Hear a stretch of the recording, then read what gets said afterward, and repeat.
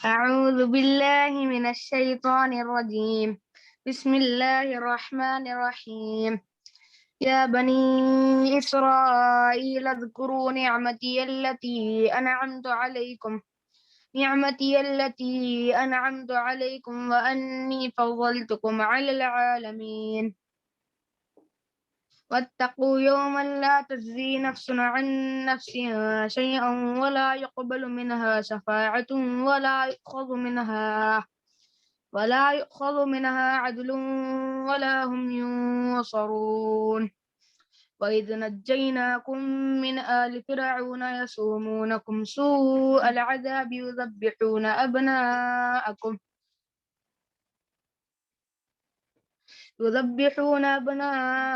ويستحيون نساءكم وفي ذلكم بلاء من ربكم عظيم.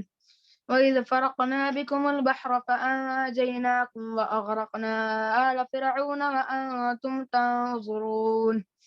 وإذ واعدنا موسى 40 ليلة ثم اتخذتم العجل من بعده وأنتم ظالمون. ثم عفونا عنكم من بعد ذلك لعلكم تشكرون. صدق الله العظيم. اللہ کے نام سے جو بڑا مہربان اور رحم فرمانے والا ہے۔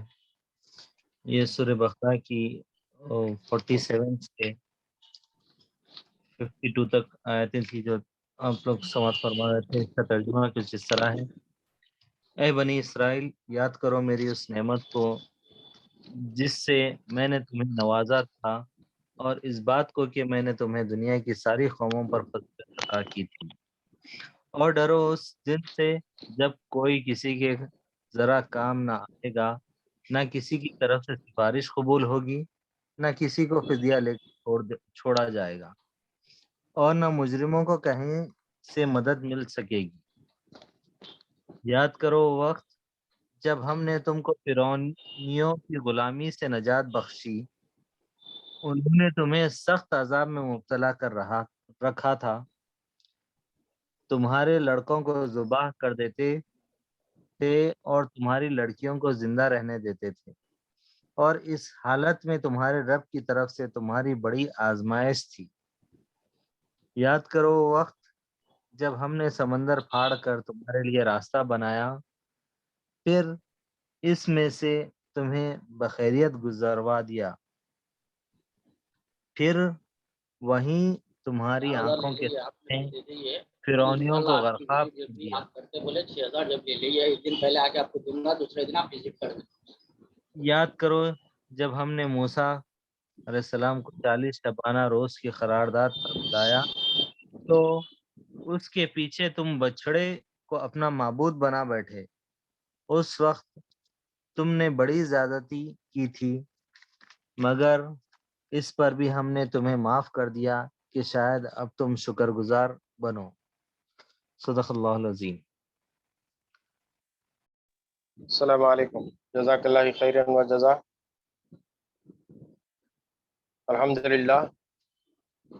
الحمدللہ کفا والسلام علی عبادہ الذین اصطفیٰ، اما بعد۔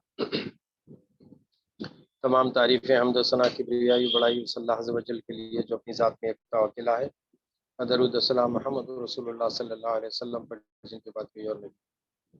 عزیز شرکاء اسٹڈی سرکل، آپ سب کا استقبال 141 ڈے، 141واں دن ہمارے اسٹڈی سرکل کا جاری ہے آج، اور آج ہم رودات اس سے چہاروں کی شروعات کریں گے۔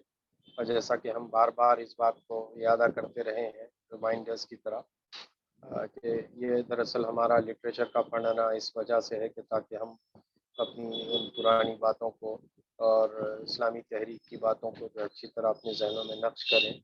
اور یہ اتفاق سے یہ بھی انہی کتابوں میں سے ہے جسے امیدوار ارکان کے لیے لازم قرار دیا گیا حلقے کی جانب سے۔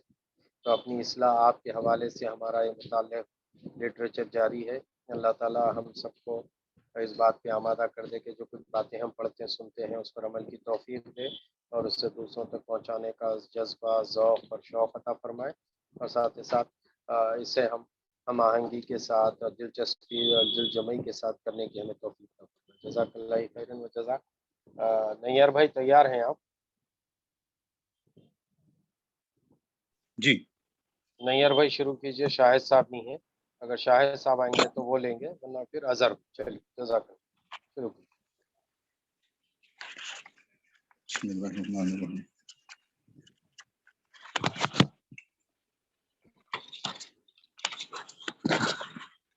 روداد اجتماع عام کل ہند جماعت اسلامی منعقدہ بمقام الہ آباد بتاریخ 5 سے 7 اپریل 1946۔ رسالہ ترجمان القرآن پٹھان کوٹ اور اخبار کوثر لاہور کے ذریعے یہ اعلان کیا گیا تھا کہ کل ہند جماعت اسلامی کے ارکان کا اجتماع عام بمقام ہروارہ الہ آباد 5، 6، 7 اپریل 1946 بروز جمعہ ہفتہ اتوار منعقد ہوگا، جس میں تمام ارکان جماعت کی شرکت لازمی ہوگی الا یہ کہ کوئی عذر شرعی مانع ہو۔ نیز یہ کہ جماعت کے ہمدرد اور اس کے کام سے دلچسپی رکھنے والے دوسرے احباب میں سے جو حضرات جماعت کے کام اور کارکنوں کو قریب سے دیکھنا اور جماعت کی دعوت اور طریقہ کار کا عملی مشاہدہ کرنا چاہتے ہوں وہ بھی تشریف لا سکتے ہیں۔ چنانچہ 4 اپریل 1946 عیسوی کی رات تک تمام ارکان اور بہت سے ہمدرد اور دوسرے حضرات تشریف لے آئے۔ شرکائے اجتماع کی جملہ تعداد قریباً 2000 تھی۔ اجتماع گاہ اور مہمانوں کے ٹھہرنے کا انتظام ہروارہ کی بستی کے بالمقابل لبے سڑک خیموں میں کیا گیا تھا، جو خوش انتظامی اور سلیقے کی آپ مثال تھا۔ الہ آباد اسٹیشن سے اجتماع گاہ تک مہمانوں کو لانے کے لیے بسوں کا انتظام کیا گیا تھا اور ریلوے اسٹیشن پر مہمانوں کے استقبال اور رہنمائی کے لیے کافی کارکن موجود تھے۔ ملک کے مختلف حصوں سے آنے والوں نے مرکز کی ہدایت کے مطابق بالعموم قافلوں کی شکل میں سفر کیا۔ پنجاب اور صوبہ سرحد کے تقریباً تمام شرکا مرکز سے آنے والے قافلے کے ہمراہ آئے۔ اگرچہ خواتین ارکان پر اجتماع میں شرکت کی پابندی نہیں تھی، لیکن کچھ خواتین بھی اجتماع میں شریک ہوئیں۔ چنانچہ اجتماع گاہ میں خواتین کے لیے پردے کا انتظام کیا گیا اور مقامی خواتین کی ایک بڑی تعداد تمام اجلاسوں میں شریک اجتماع رہی۔ اجتماع کا افتتاح 5 اپریل بروز جمعہ صبح 9 بجے سے اجتماع کا پروگرام شروع ہونے والا تھا۔ اس سے چند منٹ پیشتر قیم جماعت نے لاؤڈ سپیکر پر اجتماع گاہ سے اعلان کیا کہ اجتماع کے شروع ہونے میں اتنے منٹ باقی ہیں، تمام لوگ اجتماع گاہ میں حلقہ وار آ کر بیٹھ جائیں۔ اس کے چند ہی منٹ بعد تمام لوگ اجتماع گاہ میں اپنے اپنے حلقوں کے ساتھ خاموش بیٹھے تھے۔ ہر طرف کامل سکون تھا۔ 9 بجے اور مولانا سید ابوالعلا صاحب مودودی رحمۃ اللہ علیہ امیر جماعت نے اجتماع کا افتتاح کرتے ہوئے حمد و ثنا کے بعد فرمایا: معزز حاضرین و خواتین، یہ ہمارا دوسرا کل ہند اجتماع ہے۔ میں گزشتہ چند مہینوں سے مسلسل بیمار چلا آ رہا ہوں اور اس سفر کے دوران میں میرے کان میں اس قدر تکلیف رہی ہے اور اب تک ہے کہ میں اس اجتماع کی کارروائی میں حصہ لینے سے معذور ہوں۔ میری نیابت کے فرائض مولانا امین احسن صاحب اصلاحی انجام دیں گے۔ اگر اللہ نے چاہا تو میں کل رات کے اجتماع میں تقریر کروں گا، خدا آپ کی مدد فرمائے۔ اس کے بعد مولانا امین احسن صاحب اصلاحی نے افتتاحی تقریر ارشاد فرمائی جو درج ذیل ہے۔ افتتاحی تقریر مولانا امین احسن صاحب اصلاحی۔ حمد و صلات کے بعد رفقائے جماعت، حاضرین اور خواتین، یہ بڑے افسوس کی بات ہے کہ ایسے موقع پر جب کہ ہم نے اپنے سالانہ اجتماع کے لیے اکٹھے ہوئے ہیں، امیر جماعت جیسا کہ آپ کو معلوم ہوا اپنی صحت کی خرابی کی وجہ سے کارروائیوں کی نگرانی کرنے سے معذور ہیں۔ اس کمی کو آپ جس قدر محسوس کر رہے ہوں گے اس سے زیادہ میں خود محسوس کر رہا ہوں، لیکن جماعت ہی کے مصالحے کا تقاضا ہے کہ ان کو آرام کرنے کا موقع دیا جائے اور اس بات پر مجبور نہ کیا جائے کہ وہ خواہ اجتماع کی کارروائیوں میں حصہ ہی لیں۔ یہاں وہ موجود ہیں اور تمام اہم امور میں آسانی سے ان کی ہدایت اور مشورے حاصل ہوتے رہیں گے اور یہ کام جس حد تک ضروری ہے میں خود انجام دے لوں گا۔ آپ نے ان سے ملنے کی زیادہ خواہش کریں، آپ نہ ان سے ملنے کی زیادہ خواہش کریں اور نہ ان کی تقریروں ہی کے لیے زیادہ اصرار کریں۔ البتہ یہ دعا کریں کہ اللہ تعالیٰ ان کو جلد صحت بخشے اور ان کی بیماری کی وجہ سے اس وقت جو اہم ذمہ داری مجھ پر آ پڑی ہے، اللہ تعالیٰ اس کے ادا کرنے کی مجھ میں ہمت اور قابلیت عطا فرمائیں۔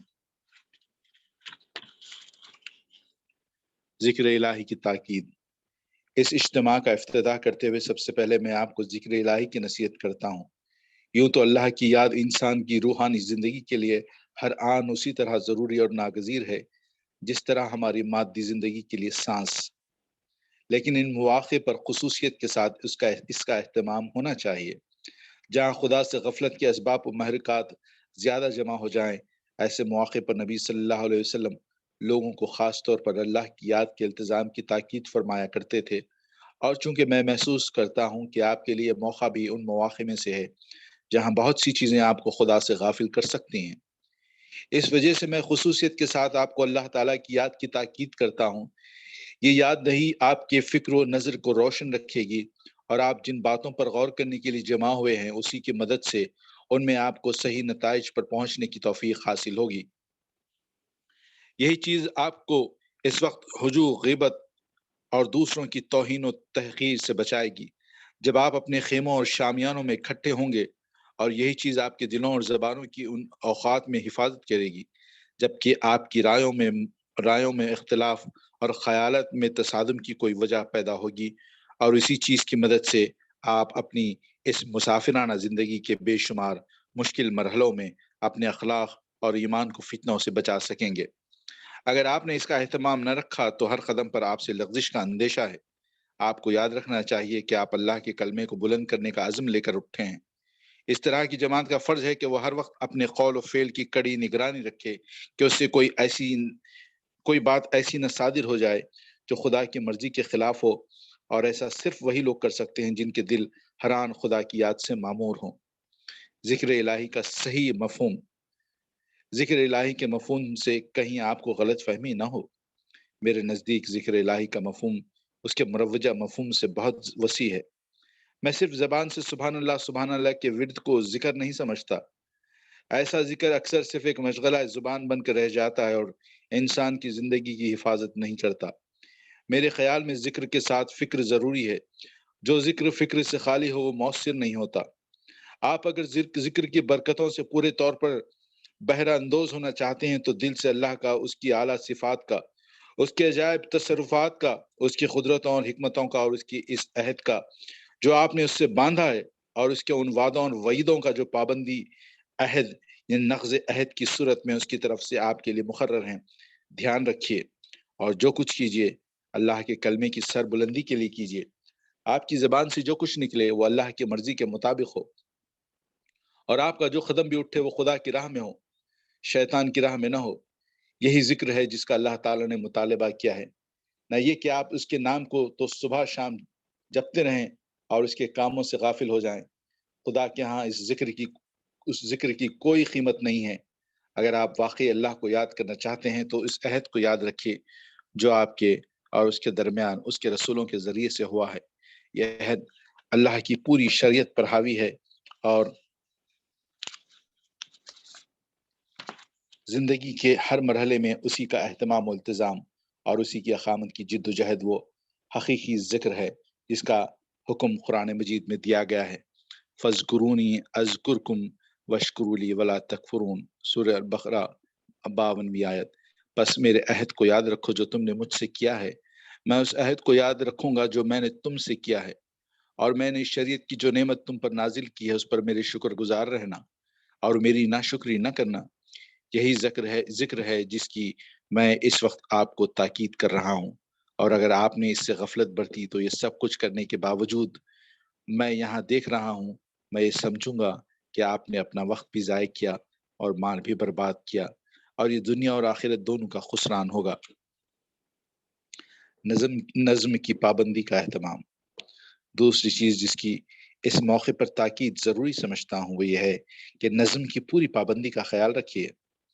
مختلف شعبوں کے منتظمین کی طرف سے آپ کو جو ہدایت ملیں ان کی سرم و خلاف ورزی نہ ہو۔ نماز کی جگہ، کھانا کھانے کی جگہ، اجتماع کی جگہ آپ کی نقل و حرکت ایک منظم اور باوقار جماعت کی سی ہو، کہیں ہڑبونگ اور ہلڑ کی صورت نہ پیدا ہونے پائے۔ اس سلسلے میں یہ حقیقت پیش نظر رکھیے کہ ڈسپلن کے تقاضوں کو پورا کرنا دوسروں کے نزدیک صرف ایک اجتماعی اخلاق ہے جس کی خلاف ورزی کرنے والا صرف سوسائٹی میں نکو بنتا ہے، مگر ایک مسلمان کے نزدیک اس کی حیثیت ایک مذہبی فریضے کی ہے۔ جس کی خلاف ورزی سے آخرت میں خدا اور رسول کی ناخوشی بھی متصور ہے اور دنیا میں بھی انسان ذلیل ہوتا ہے۔ جماعتی زندگی کے بقا اور ترقی کے لیے جن باتوں کی ضرورت ہے ان کا حکم خود اللہ اور رسول صلی اللہ علیہ وسلم نے دیا ہے اور ان کی پابندی کا ہر مسلمان سے مطالبہ کیا ہے۔ بس جن لوگوں کا جماعتی اخلاق کمزور ہے اور جو نہیں جانتے کہ ایک فرد کو جماعت کے اندر کس سیرت اور کس اخلاق کا مظاہرہ کرنا چاہیے، وہ یہ نہ سمجھیں کہ وہ صرف ایک اخلاقی فضیلت سے محروم ہیں، بلکہ حقیقت میں جس قدر ان کا اجتماعی اخلاق کمزور ہے اسی قدر ان کی دینداری میں ضعف ہے۔ کوئی مسلمان اعلیٰ درجے کی جماعتی سیرت کے بغیر اعلیٰ درجے کا دیندار مسلمان نہیں ہو سکتا، اگرچہ وہ کتنے ہی روزے رکھے اور کتنے ہی نمازیں پڑھے۔ نبی کریم صلی اللہ علیہ وسلم نے فرمایا، میں اعلیٰ اخلاق کی ساری باتوں کی تکمیل کے لیے بھیجا گیا ہوں۔ اس اعلیٰ اخلاق کا سب سے اعلیٰ نمونہ اگر خود مسلمان نہ پیش کر سکیں تو اس کے معنی یہ ہیں کہ مسلمان اس مقصد سے غافل ہو گئے جس کے لیے آن حضرت صلی اللہ علیہ وسلم کی بعثت ہوئی تھی۔ آن حضرت صلی اللہ علیہ وسلم نے مکارم اخلاق کی جو تعلیم دی اور اس کا اثر عربوں جیسی جاہل اور اجڑ قوم پر جو کچھ پڑا، اس کا کچھ اندازہ ایرانی سپہ سالار رستم کے اس فقرے سے کیا جا سکتا ہے جو اس نے حضرت عمر رضی اللہ عنہ کی فوجوں کی نمازوں کی صفیں دیکھ کر کہا تھا، عمر تو میرا کلیجہ کھا گیا۔ یہ تو کتوں کو ڈسپلن کی تعلیم دے رہا ہے۔ جس جماعت کے ڈسپلن پر ایران ایسے متمدن قوم کے سپہ سالار کو رشک آئے، اس جماعت کی جماعتی سیرت کا تصور کیجئے اور پھر اس سے اپنا موازنہ کیجئے تو آپ کو معلوم ہوگا کہ آپ کا اجتماعی اخلاق اس سے کوئی نسبت نہیں رکھتا، بلکہ شاید یہ کہنا بے جانا ہوگا کہ آپ اسی مقام پر پہنچ گئے جہاں سے چلے تھے۔ یہاں تک کہ ایک معمولی سا اجتماع آپ کی اجتماعی سیرت کی تمام کمزوریوں کو نمایاں کر دیتا ہے۔ آپ کے مستقبل کی طرف سے کچھ مایوسی سی ہونے لگتی ہے کہ جو لوگ اتنی چھوٹی چھوٹی آزمائشوں میں پورے نہیں اترتے، وہ بڑے بڑے امتحانوں میں کس مضبوط اجتماعی کریکٹر کا کیا ثبوت دے سکیں گے۔ میں نے ایک لمبا سفر ابھی آپ کے ساتھ کیا ہے۔ اس سفر میں آپ کی سیرت کا جو مظاہرہ میں نے دیکھا ہے اس سے نہ صرف یہ کہ مجھے کوئی خوشی نہیں ہوئی، بلکہ اگر سچ پوچھیے تو تھوڑی سی تکلیف ہوئی ہے۔ سفر میں جس ایثار، جس تحمل، جس وقار کی ضرورت ہے اس کا ابھی بہت تھوڑا حصہ آپ میں نظر آیا۔ مختلف مواقع پر آپ نے جس بے صبری اور جلد بازی کا مظاہرہ کیا ہے وہ ریل کے عام مسافروں سے کچھ مختلف نہیں تھی۔ آپ نے ایسے بہت سے لوگوں کو تکلیفیں بھی پہنچائی ہیں جن سے معافی مانگنے کا بھی اب آپ کے لیے کوئی موقع باقی نہیں رہا۔ سفر میں آپ کا وقت بیشتر اسی قسم کی باتوں میں گزرا جن میں ریل کے عام مسافر گزارتے ہیں۔ میں نے کبھی کبھی یہ بات بھی محسوس کی کہ جماعت کے ارکان نے آپس میں بھی ایک دوسرے کے ساتھ اس طرح کا سلوک نہیں کیا جو صحیح اسلامی اخلاق کا تقاضا تھا، بلکہ سفر میں آزمائش کے مواقع پر ایک دوسرے سے بیگانہ ہو گئے۔ یہ علامتیں اچھی نہیں ہیں۔ اس سے معلوم ہوتا ہے کہ آپ کے اندر سچی اسلامی سیرت کی تعمیر بڑی سست رفتاری سے ہو رہی ہے۔ مجھے ان باتوں کا ذکر کرتے ہوئے شرم آتی ہے، لیکن حق نصیحت کا تقاضا ہے کہ میں اس شرم کی پرواہ کیے بغیر آپ کی کوتاہیوں پر آپ کو ملامت کروں۔ مجھے امید ہے کہ آپ اس اعلیٰ مقصد کو یاد رکھیں گے جس کے لیے آپ اٹھے ہیں، اور آپ اس اعلیٰ مقصد کے حصول کے لیے جس انفرادی اور اجتماعی سیرت کی ضرورت ہے اس کو اپنے اندر پیدا کرنے کے لیے پوری سرگرمی سے کام لیں گے، اور جس جگہ ہوں گے، بازار ہو یا اسٹیشن، ریل ہو یا سڑک، ہر جگہ اسی سیرت کا مظاہرہ کریں گے۔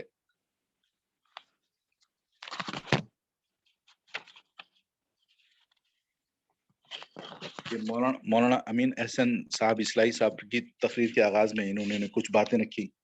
ایک تو سب سے پہلے ذکر الہی کی تاکید کے بارے میں بتایا، پھر ذکر الہی کا صحیح مفہوم بتایا، پھر ڈسپلن کے بارے میں بات بتائی، نظم کی پابندی کا اہتمام کے بارے میں بات چیت آئی۔ اب اجتماعات کا مقصد، جی ہمارے اجتماعات کا مقصد آپ کو معلوم ہے، واعظ گوئی اور تقریر نہیں ہے۔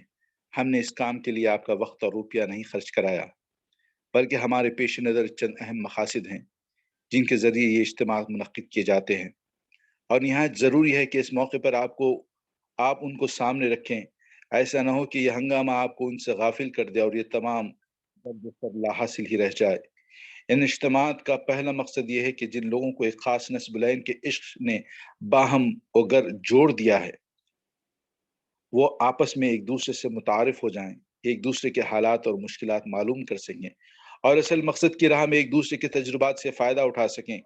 اس سے یہ ہوگا کہ آج بھی آپ ممکن حد تک آپس میں تعاون اور اشتراک عمل کی راہیں کھول لیں گے، اور آئندہ بھی جب ضرورت پیش آئے گی تو آپ کو بآسانی آپس میں جوڑا اور ملایا جا سکے گا، اور ایک مقصد کے لیے ایک راہ میں آپ کی قوتوں اور قابلیتوں کو استعمال کیا جا سکے گا۔ یہ مقصد چاہتا ہے کہ آپ اپنی فرصت کے اوقات فضول باتوں میں ضائع کرنے کی جگہ باہم دیگر تعارف اور ملاقاتیں پیدا کرنے میں صرف کریں۔ اگر یہ کام آپ نے اس کے اصل مقصد کو پیش نظر رکھ کر کیا تو اس اجتماع کے بنیادی مقصد کو پورا کریں گے، اور اس سے آپ کی شخصی زندگی کو بھی فوائد پہنچیں گے اور آپ کی جماعتی زندگی میں بھی اس سے مفید نتائج مرتب ہوں گے۔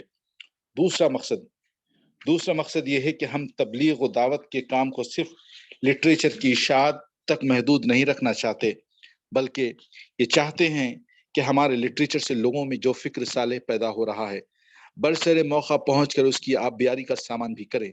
اس غرض کے لیے ہم یہ سالانہ اجتماع ہندوستان کے مختلف حصوں میں کرنا چاہتے ہیں، تاکہ ہر حصہ ملک کے لوگوں تک ہم اپنی دعوت براہ راست پہنچا سکیں، اور جو لوگ ہم سے ملنا چاہیں بآسانی ہم سے مل کر اپنی شبہات و شکوک اور اگر کچھ ہوں دور کر سکیں۔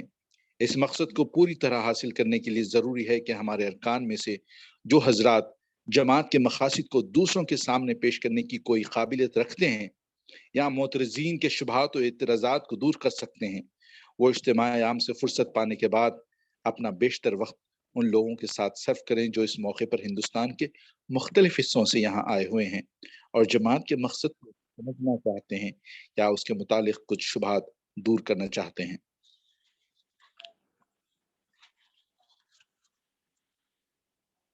ہمدردان جماعت سے خطاب۔ اس موقع پر چند باتیں ہمدردان جماعت سے کہنی ہیں۔ ایک سیکنڈ، شاہد بھائی تیار ہیں، آپ پڑھ سکتے ہیں؟ جی ہاں انشاءاللہ۔ چلیے یہاں سے پڑھیے۔ بسم اللہ الرحمن الرحیم۔ اظہر صاحب آپ بھی تیار رہیے اس کے بعد۔ جی جی جی انشاءاللہ۔ ہمدردان جماعت سے خطاب۔ اس موقع پر چند باتیں ہمدردان جماعت سے کہنی ہیں، امید ہے کہ وہ توجہ سے سنیں گے اور میری تلخ نوائی کو معاف کریں گے۔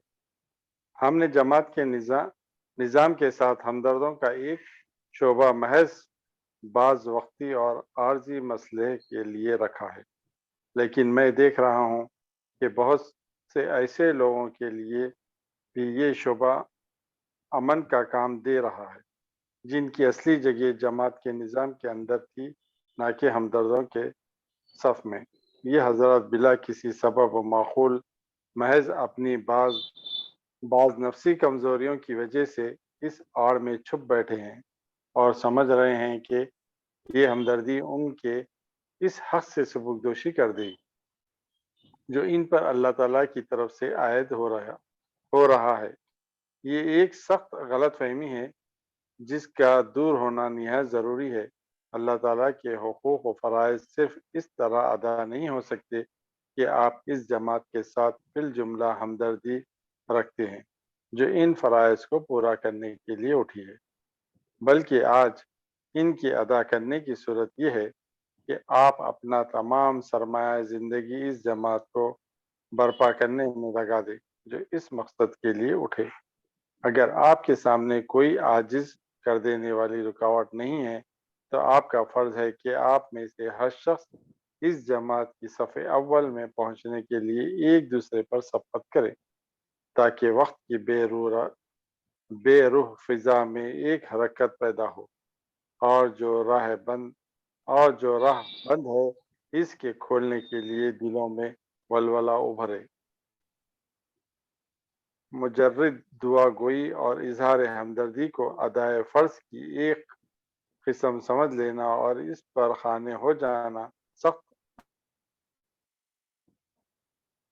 یہ درخت راہ کی مشکلات سے معروب ہو کر نفس کی خواہش کے ساتھ مصالحت کی ایک صورت ہے جو ممکن ہے ایک شخص کے خلوص نیت کی وجہ سے نفاق کے حکم میں نہ آئے، لیکن بہرحال یہ ایمان کے حقیقی مقتضا سے بہت دور ہے، اور میں اس بات کو جائز نہیں سمجھتا کہ ایک مسلمان مصلحت کی یہ صورت اس وقت سوچے جب کہ اقامت دین کی جدوجہد کی دعوت بلند ہو چکی ہو اور ہر شخص سے مطالبہ کر رہی ہو کہ جس کے پاس خدا کی بخشی ہوئی جو قوت و قابلیت بھی موجود ہے اس کو لے کر میدان میں اتر پڑے۔ اقامت دین کا فرض ایسا فرض نہیں ہے جو محض اس طرح ادا ہو سکے کہ آپ اس جماعت کی ہمدردوں میں داخل ہو جائیں جو اس مقصد کے لیے کھڑی ہو رہی ہے۔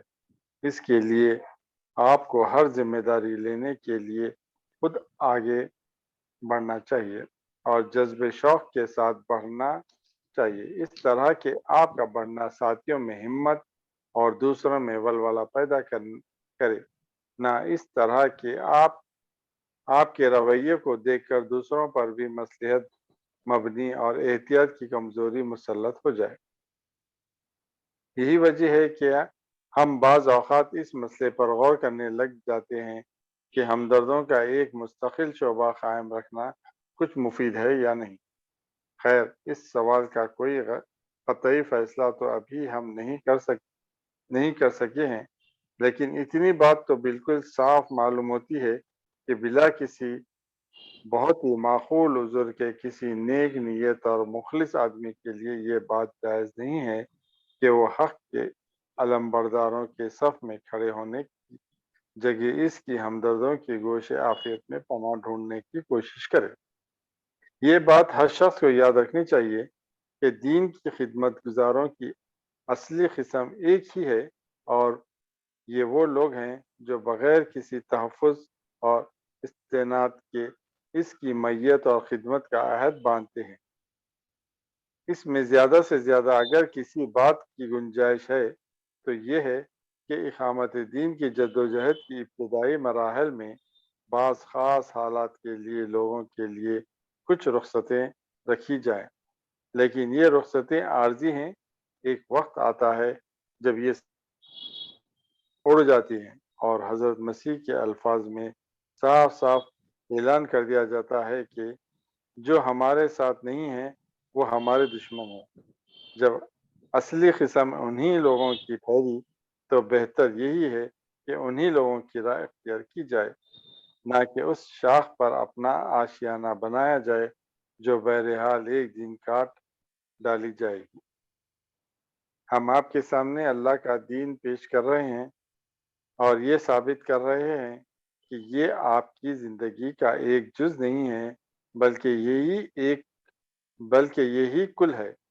اگر ہماری بات میں کوئی غلطی اور ہمارے استدلال میں کوئی خامی ہے تو آپ اس کو واضح کر دیجئے تاکہ ہم اس غلطی کی اصلاح کر لیں اور اس خامی کو دور کر دیں۔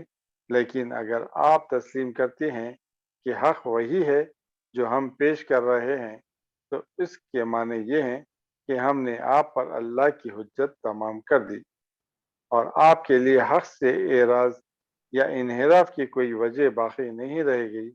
ایسی صورت میں آپ کے لیے صحیح راہ صرف ایک ہی ہو سکتی ہے کہ اس کے حق کو آپ مردانہ وار قبول کریں جو آپ پر واضح ہو چکا ہے، نہ یہ کہ قبول کر کے بھی آپ عملاً قبول نہ کرنے والوں ہی کی صف میں رہیں۔ آپ حضرات میں سے جن لوگوں کے ذہن میں ہماری جماعت کی دعوت اور اس کی طریقہ کار سے کچھ شبہات ہوں وہ نوٹ کر کے آج شام تک قیم جماعت کے حوالے کر دیں تاکہ کل کسی مناسب فرصت میں آپ کے ان شبہات کو دور کرنے کی کوشش کی جائے۔ لیکن اس سلسلے میں ایک تنبیہ ضرور خیال کرتا ہوں۔ تنبیہ کا لفظ میں نے اس کے عربی مفہوم میں استعمال کیا ہے، یا یہ نہ خیال کیجئے گا کہ غرور کی وجہ سے کوئی بڑا لفظ بول گیا ہوں۔ وہ یہ کہ جو شبہات فی الواقع آپ کے ذہن میں ہوں ان کو پیش کیجئے گا کہ میرے اعلان کی وجہ سے آپ خواہ مخواہ کچھ شکوک پیدا کرنے کی فکر میں پڑ جائیں۔ خواہ مخواہ شکوک پیدا کرنا یہ اس عہد کی ایک نئی بیماری ہے، اور میں نہیں چاہتا کہ کوئی معقول آدمی اس مرض میں مبتلا ہو۔ کسی امر حق سے متعلق آدمی کے ذہن میں جو سوالات از خود ابھرتے ہیں اللہ تعالیٰ ان سوالات کے حل کرنے میں ایک صاحب فکر کی مدد بھی کرتا ہے اور ان سوالات کو حق کی وضاحت کا ذریعہ بھی بناتا ہے۔ لیکن جو لوگ اپنے دلوں میں شکوک کے کانٹے خود چبھانے کی کوشش کرتے ہیں، جیسا کہ اس زمانے کے نئے تعلیم یافتہ نوجوان کرتے ہیں، ان کو شک اور حیرانی کے سوا کچھ حاصل نہیں ہوتا اور ساری زندگی یقین و ایمان کی لذت سے محروم ہی رہتے ہیں۔ اس وجہ سے میں درخواست کرتا ہوں کہ صرف واقعی شبہات پیش کرنے کی کوشش کیجیے۔ میرے اعلان کی وجہ سے نہ مجھے زج کرنے کی فکر میں پڑ جائیں گا اور نہ خود اپنے آپ کو ایک مرضی محلک میں مبتلا کرنے کی کوشش کیجیے گا۔ جی ریڈی؟ پڑھو جی۔ ہاں، ایک پیراگراف پڑھ کے رکے۔ اس اجتماع کے بعد پیش نظر کام۔ اس اجتماع کے بعد پیش نظر کام۔ اس اجتماع میں جو کام ہمارے پیش نظر ہیں وہ آہستہ آہستہ آپ کے سامنے آ جائیں گے۔ پہلے سے ان سے آگاہ کرنے کی ضرورت نہیں ہے، لیکن ایک خاص کام جو اس موقع پر ہم کرنا چاہتے ہیں، اس کا اعلان اس پہلی نشست میں اس وجہ سے ضروری ہے کہ اس سلسلے میں ہمیں جن معلومات کی ضرورت ہے وہ بغیر تمام ارکان جماعت کے تعاون کے حاصل نہیں ہو سکتی۔ چنانچہ اصل کام سے پہلے جس کے لیے ہم نے تیسرا دن رکھا ہے، ہم چاہتے ہیں کہ وہ آپ کے علم میں آ جائے تاکہ وہ بہتر سے بہتر طریقے پر انجام پا سکے۔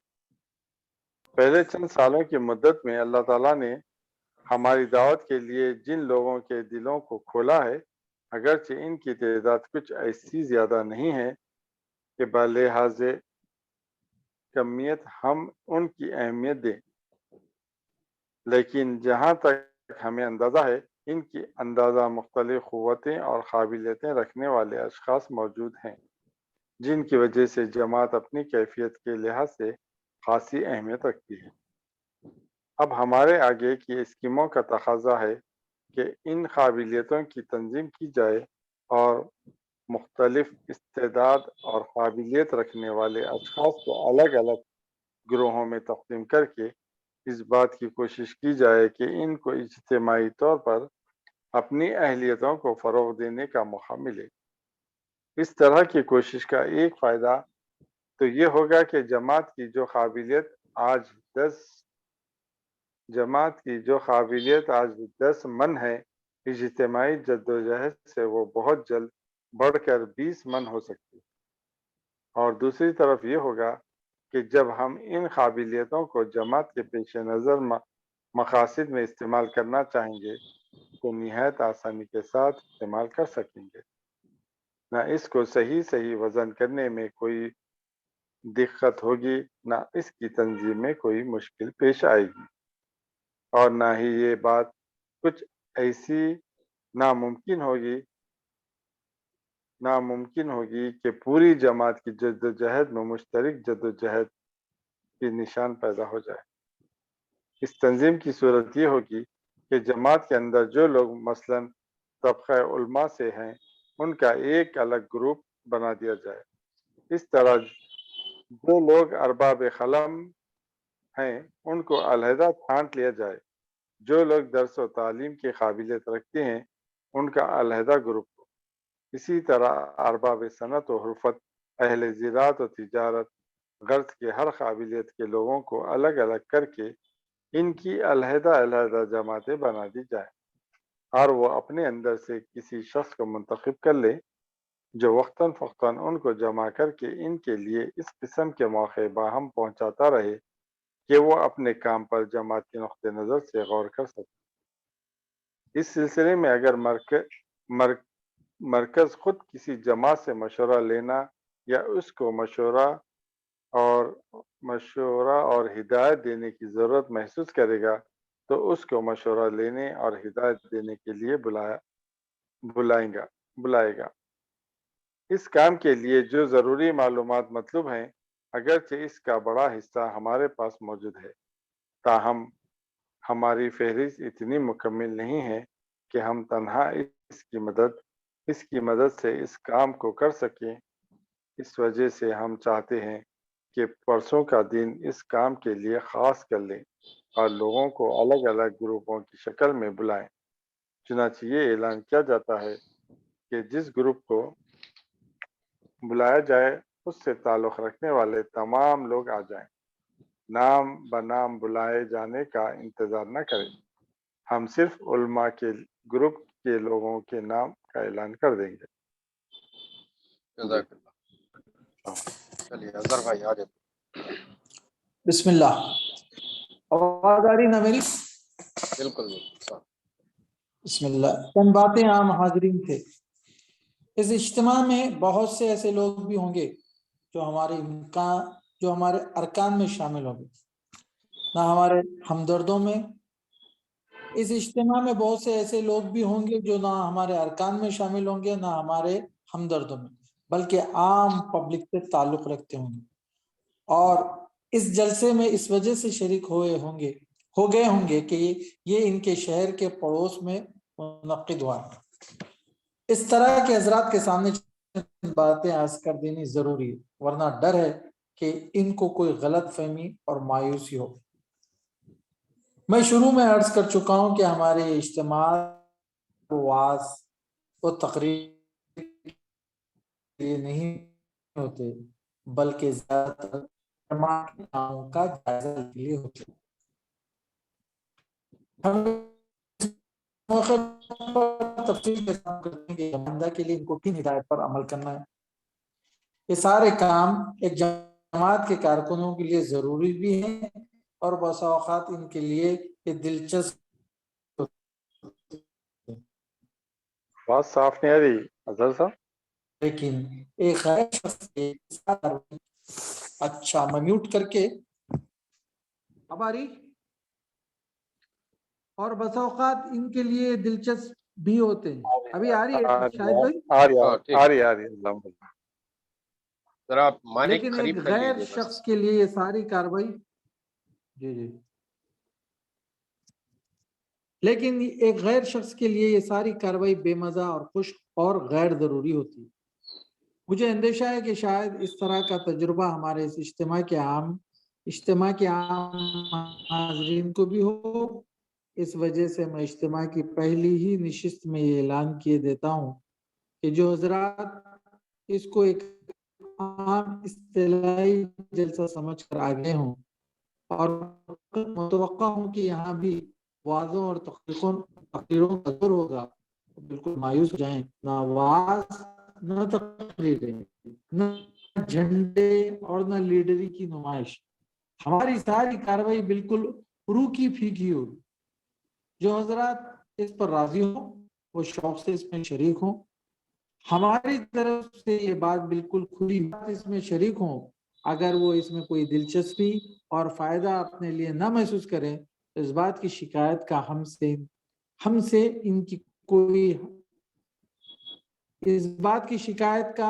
سے ان کو کوئی حق نہ ہوگا۔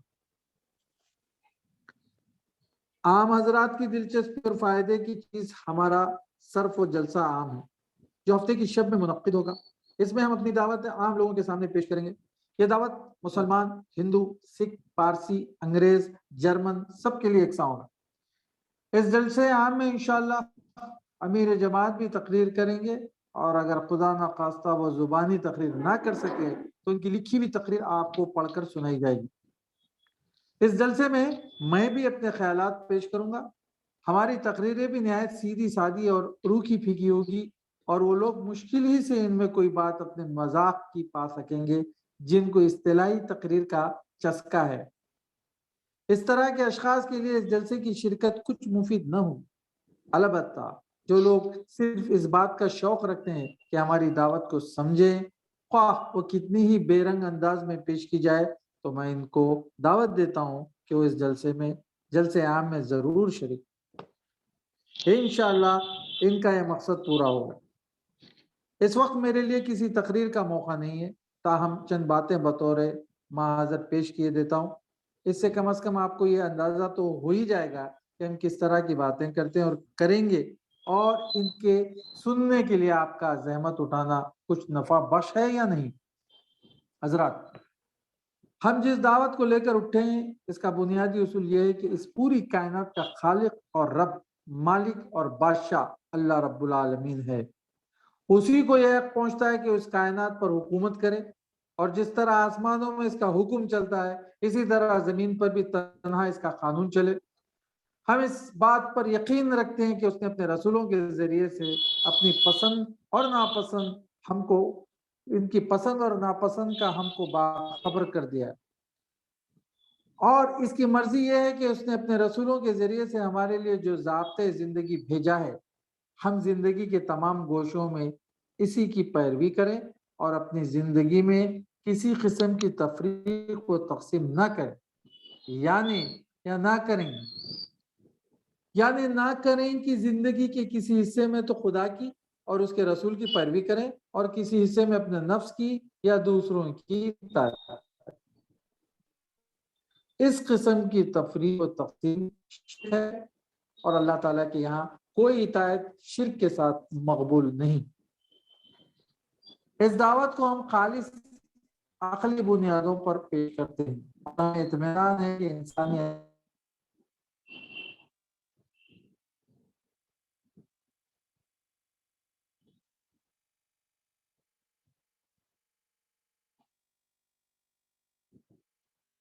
آواز آ رہی ہے؟ میوٹ ہو گئے کیا آپ؟ آ تو رہی ہے لیکن نیٹ ورک تھوڑا سا ڈسٹرب ہے آپ کے پاس۔ چلیے، میوٹ ہو جا رہا آپ کا بار بار۔ آواز آ رہی نہیں ابھی؟ آ رہے میوٹ ہو جا رہا یا جو ہے فلکچویٹ ہو رہی آواز بیچ اس میں تھوڑا۔ دعوت کو ہم اچھا اب تو کلیئر ہے نا سب؟ ہاں ٹھیک ہے۔ ہلو،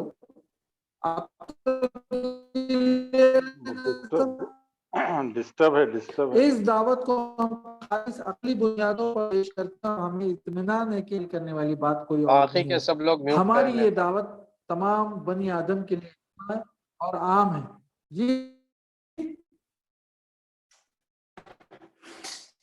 ایک منٹ صاحب،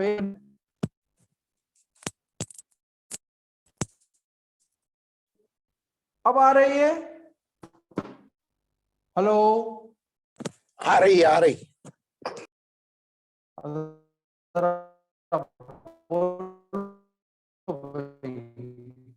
ٹھیک ہے۔ اس بات کو ہم خالص عقلی بنیادوں پر پیش کرتے ہیں، اور ہمیں انسانی عقل کے لیے اس سے زیادہ اپیل کرنے والی بات کوئی اور نہیں ہو سکتی۔ ہماری یہ دعوت تمام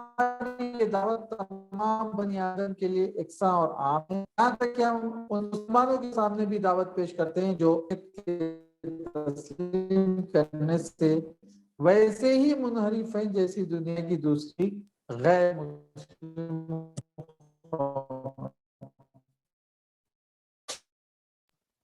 اظہر صاحب نیٹ ورک صحیح نہیں ہے آپ کے پاس۔ مختلف قوموں کے اندر سے خدا کے بات بندے صحیح نہیں آ ہماری رہی، دعوت کو قبول بات کرتے صحیح ہیں۔ نہیں آ رہی۔ یار پورا ڈسٹرب ہے۔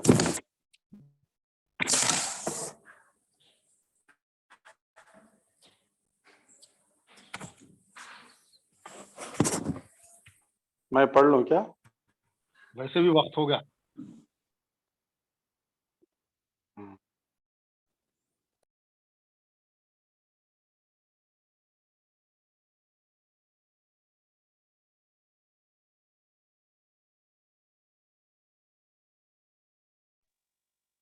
شاہد بھائی کنٹینیو کیجیے۔ ہاں نہیں بس جی تھوڑا وہ ہو رہا ڈسٹربنس ہے۔ اظہر شاہد بھائی آپ پڑھ لیجئے۔ جی اچھا۔ اس دعوت کو ہم خالص عقلی بنیادوں پر پیش کرتے ہیں، اور ہمیں اطمینان ہے کہ انسانی عقل کے لیے اس سے زیادہ اپیل کرنے والی بات کوئی اور نہیں ہو سکتی۔ ہماری یہ دعوت تمام بنی آدم کے لیے یکساں اور عام ہے، یہاں تک کہ ہم ان مسلمانوں کے سامنے بھی یہ دعوت پیش کرتے ہیں جو مدعی تو ہیں اسلام کے، لیکن خدا کی حاکمیت کی تسلیم کرنے سے ویسے ہی منحرف ہیں جیسی دنیا کی دوسری غیر مسلم قومیں۔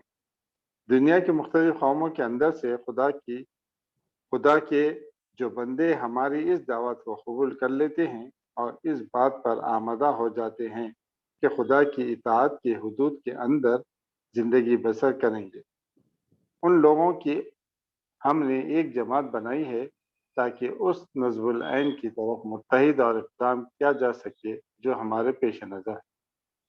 ہمارا پروگرام یہ ہے کہ ہم پہلے اس نظام فکر کو درہم برہم کر دینا چاہتے ہیں جس پر دنیا کا موجودہ غلط نظام زندگی قائم ہے، اور اس کی جگہ نظام فکر کو دلوں کے اندر راسخ کرنا چاہتے ہیں جس پر صحیح نظام زندگی کی بنیادیں قائم کی جا سکتی ہیں۔